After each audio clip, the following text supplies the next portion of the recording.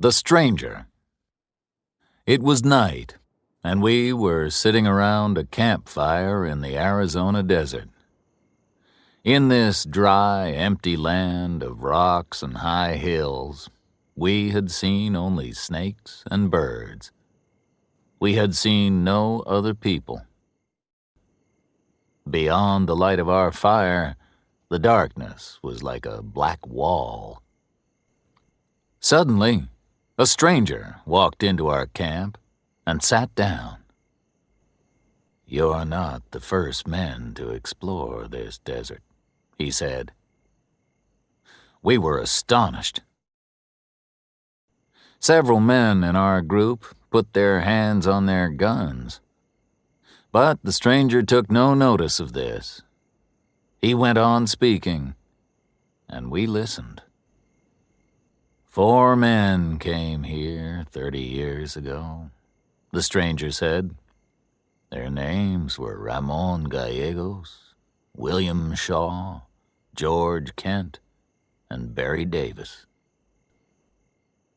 They came from the town of Tucson. They were going to California. Ramon Gallegos, William Shaw, George Kent, and Barry Davis were traveling west. They were crossing the desert without a guide." The stranger repeated the 4 names. His voice was soft, and he spoke slowly. Later, we asked each other these questions. Where had this man come from? Was he alone? Where was his own camp? Why was he in the middle of this desert? We guessed that the stranger was a lonely traveler who wanted the company of other men. A man can go crazy if he is alone in this empty place. The stranger was on the other side of our campfire.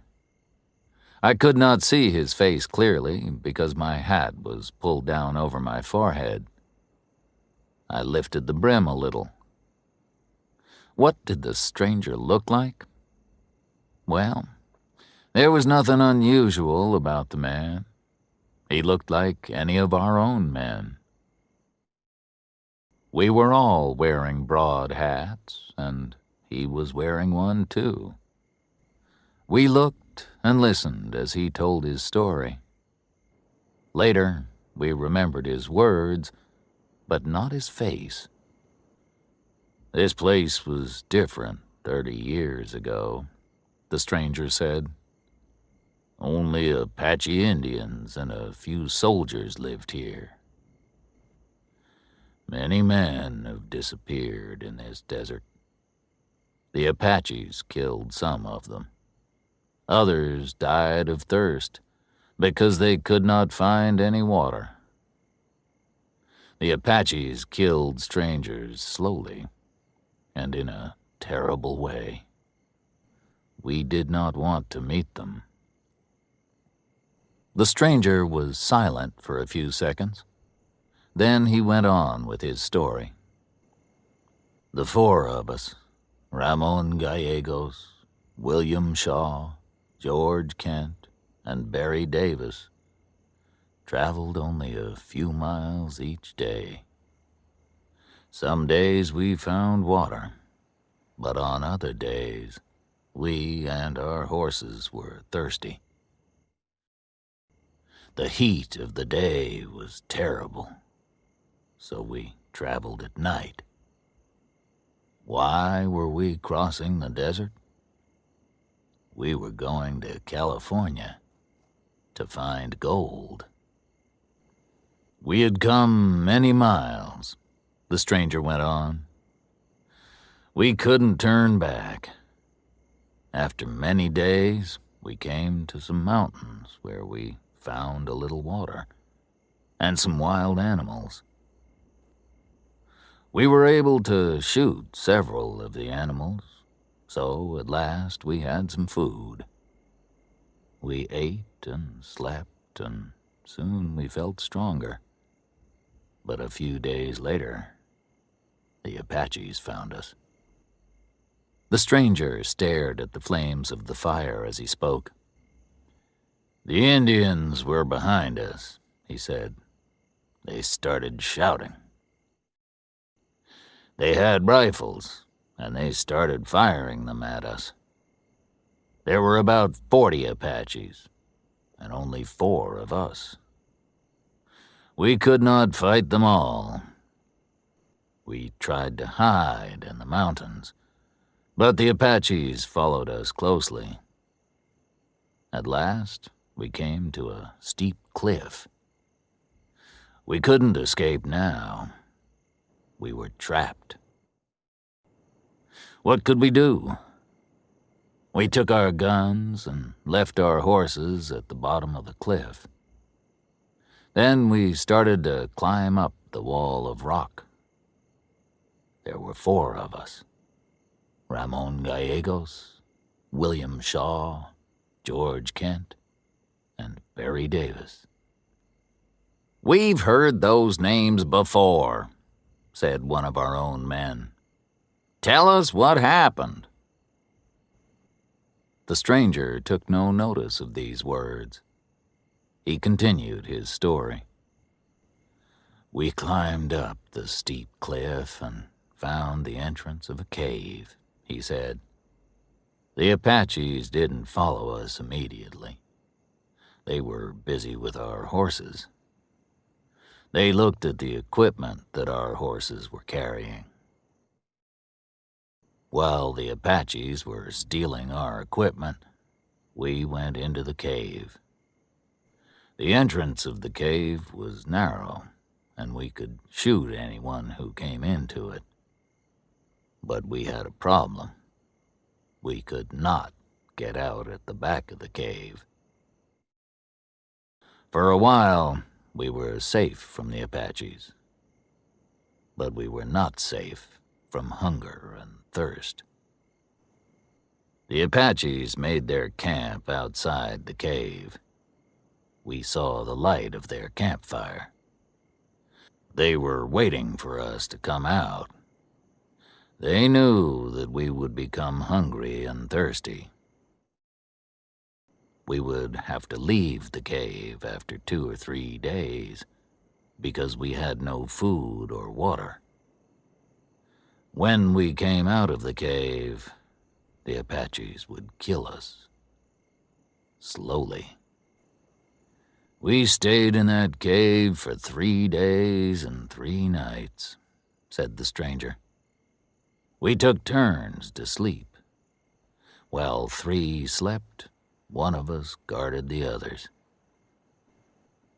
But we had no food and no water. No man can live for long in this desert without water. A man goes crazy without water. First he goes crazy, and then he dies. Ramon Gallegos died first, said the stranger. He died in the morning, on the 4th day. I'm going to die today, Ramon said to us. But the Apaches won't kill me.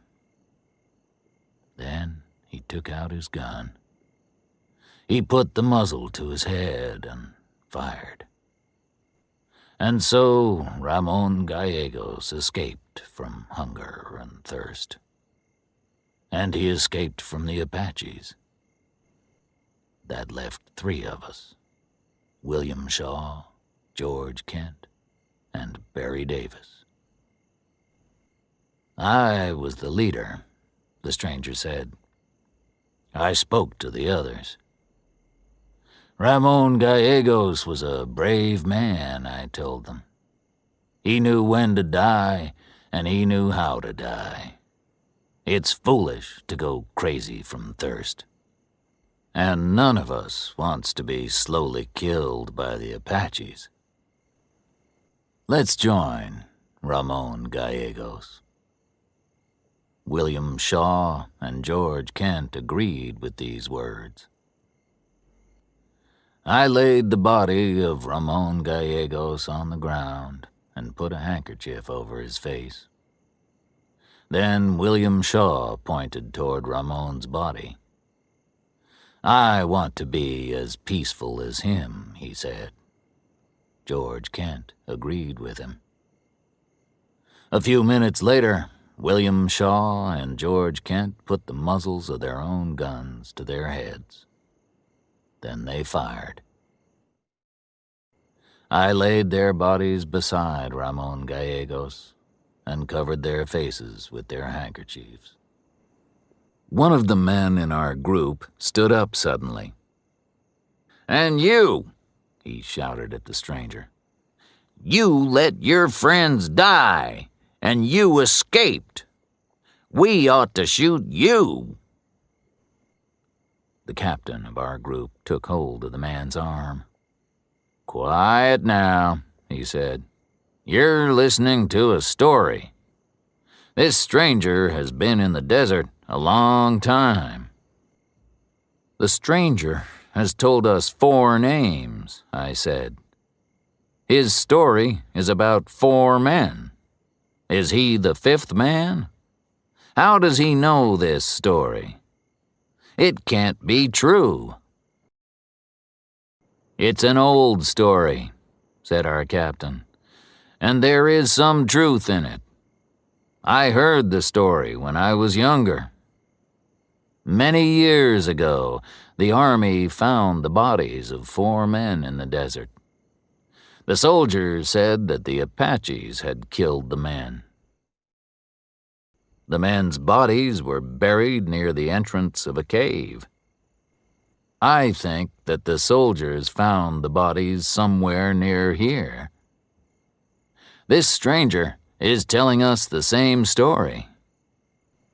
But there was never a 5th traveler." Suddenly, the stranger stood up and stepped away from the campfire. The flames of the fire were low. They gave only a little light. Beyond the firelight, there was darkness. "There were only 4 men," the stranger said. "Ramon Gallegos, William Shaw, George Kent, and Barry Davis."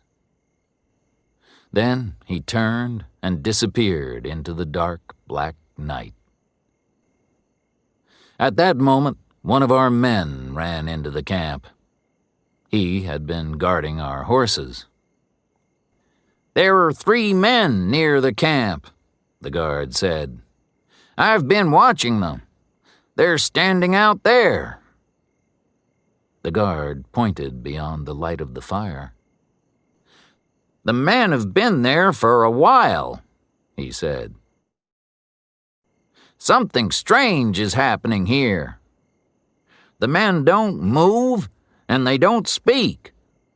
They're just standing outside our camp. Who are they? Are they waiting for something or someone? They're frightening me."